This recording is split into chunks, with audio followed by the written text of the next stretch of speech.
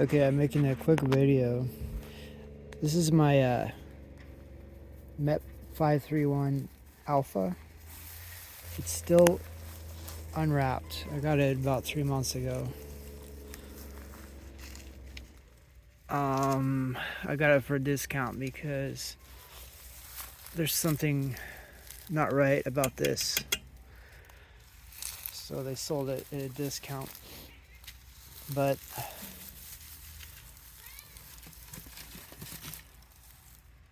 there's an electronic start, 24 volts, that I think would be enough to use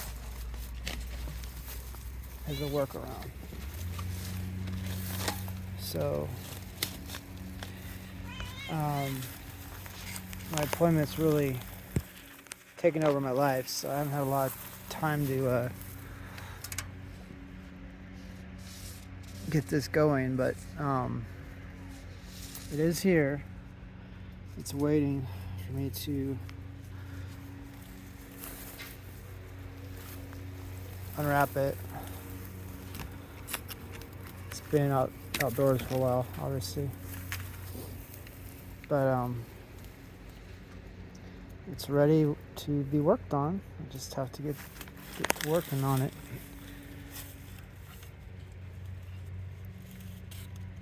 But as a note, it says 15 amp outlets, which is important.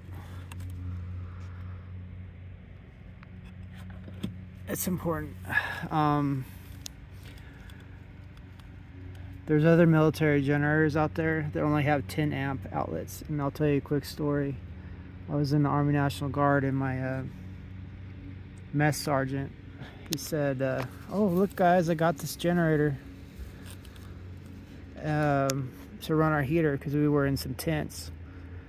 So it was a nice looking generator, but it only had 10 amp outlets, and it didn't run the electric heater he had. It was too much for it. So I learned from that,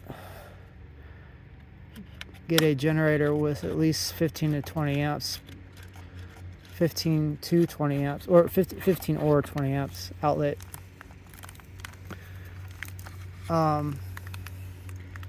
It's relatively new. It's got 144 hours on it currently, at least according to that.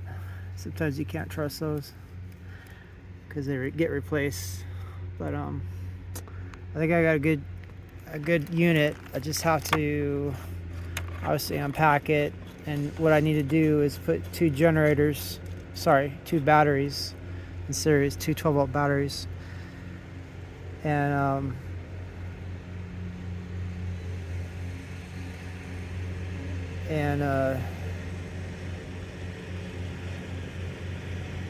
sorry, there's a lawnmower. Anyway, put two 12-volt batteries together in such a way that they make 24 volts, and then I can use a military starter I have. I'm sorry, a military. Well, I'll show you. But I have the stuff. I just need to get it going. I have the oil for this. I have the fuel for this and everything. So, obviously, but talk is cheap, right? Maybe I'll make another video with me showing progress.